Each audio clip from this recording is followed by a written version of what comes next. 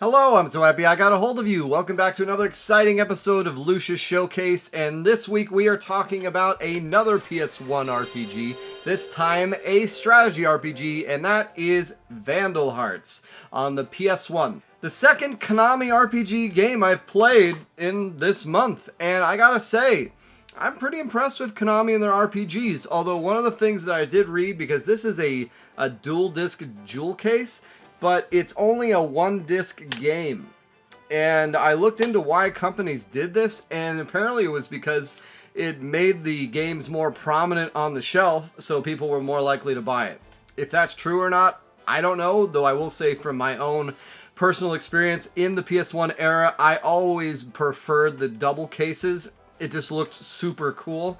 They can't fit in CD racks, of course, and they're a pain in the ass to store, but I love the jewel case. But anyways, let's talk about the game. Now, I'm a big fan of tactical games. I love Fire Emblem, I love Final Fantasy Tactics, Ogre battles, all those type of things where you're doing strategy elements, and my buddy Artur recommended this game to me, I want to say back in 2015, 16, and I picked it up, but I just let it sit on the shelf, never really had much time for it. Going through and actually playing it, I was surprised that it is a very short game. It comprises of 6 chapters, each one with about 5 to 6 battles within, and the game total probably could be beaten around 12 to 20 hours, somewhere like that. But as far as enjoyment goes, loved it. I loved every second of the game. I found the combat simple enough, so it wasn't overcomplicated. You really just had magic and attack. The AI is pretty smart. They go after specific units. The only thing that felt a little broken is the AI range attacks, especially if they're at higher ground, seem to have far better range than any of your archers or any of your range characters ever did. I think the mage classes are a little overpowered. They become way too useful. The heavily armored characters, the swordman and the guy that uses the big shields, the axes, they're pretty useless in my opinion, because they're very effective against, because there's kind of a triangle approach where I believe the bowmen are effective against flying units are effective against big sword dudes, and then big sword dudes or defense units are effective against range units.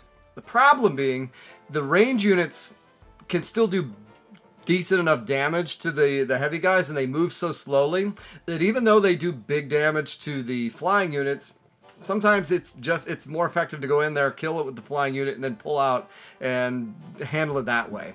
And then once again, the magic units are so useful. They can just destroy from a distance and attack 4, 5, 6 enemies at once with some of their area attacks. And once I got some of those area attacks, I pretty much exclusively used it for that. And the hero character, he's the only one that if he dies in battle, ends the map. So there's not permanent death. Now, when people do die, they have a fountain of blood, which is never gets old. It never gets old. It's very surprisingly violent for a mid-90s game too, but very much enjoy it. But if you lose units in the battle, they don't die permanently. You lose the battle if sometimes the conditions of the battles are always differently. Usually if Ash dies, it's game over regardless, and then certain battles will be like you have to protect this person, you got to get out in a certain amount of turns, you have to hold the line for a certain amount of turns, you have to not kill a certain amount of infected villagers. Like there's always it always changes. It always is enough to keep it fresh. You're not just going in there and routing the enemy. There's win conditions that are attached to it. And the battlefields themselves have chests you can open up. They have doors you can open up, drawbridges. It's a very interactive game.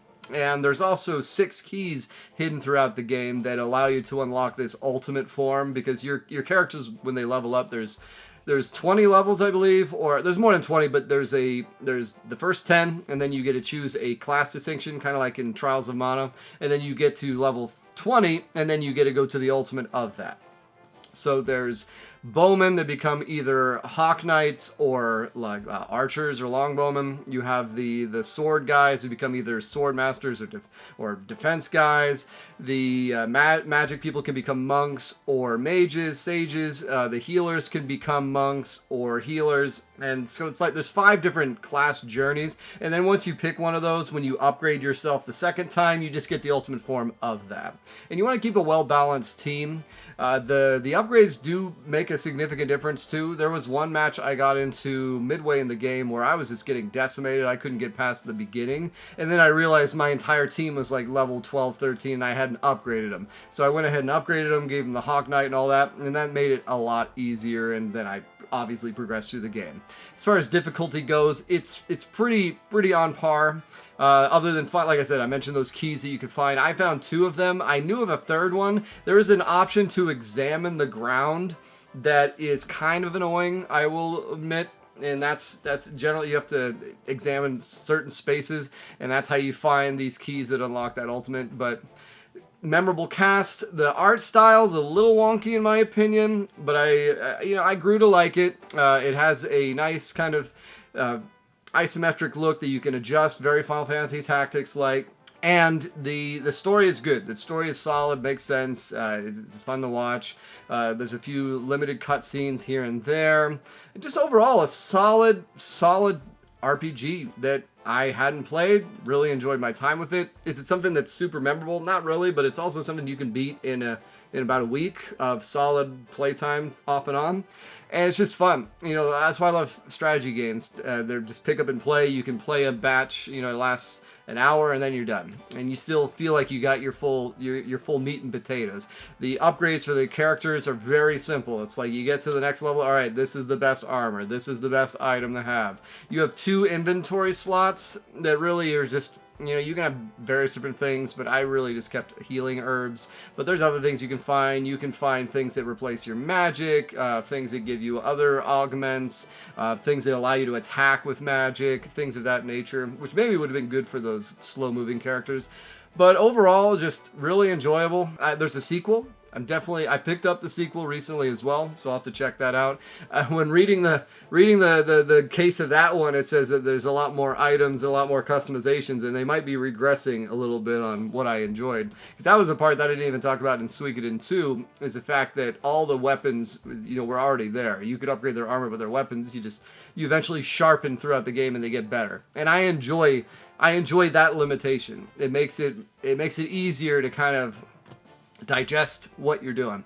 But yeah, story-wise, solid. Gameplay-wise, as far as it's a similar style, more so to Fire Emblem than Final Fantasy Tactics, as your group all goes at once, and then the enemy all goes at once. And there is one thing I will say: if enemies enter the field mid-fight, they then get an attack on that turn, which I always think when games do this, it is very, very unfair, because that is classic trial and error. If I know that 3 enemies are going to spawn once I do X, then I can mitigate it. But literally, if I'm sending a guy all the way forward, he spawns 5 units behind the lines, and then they can surround my healer and kill him instantly.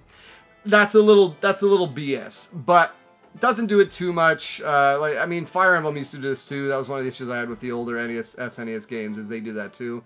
Luckily, most modern games kind of give you that grace period turn where they show up and then you can act. But yeah, that's probably my biggest complaint in this. Memorable cast, the Crimson Knights all had their day. Just different variety of battles. You're on a train. You're in a bridge scene. Like, they're all very cool. Like, all the different things that happened in the game were very interesting. And if you have a chance to play this game, highly recommend it. Highly recommend it. Probably. I mean, it's up there with one of my favorite strategy games for sure. It was one of the, and it gets straight to the point. That was my biggest issue with triangle strategy, is that it takes so long to get to the next fight. In this one, it's fight, bam, fight, cutscene, fight, and it keeps it going at a very brisk pace. So I liked it. I'd probably give this game a 9 as well. All right, guys, that's what you get for this week. It's been so nice getting a hold of you. Take care.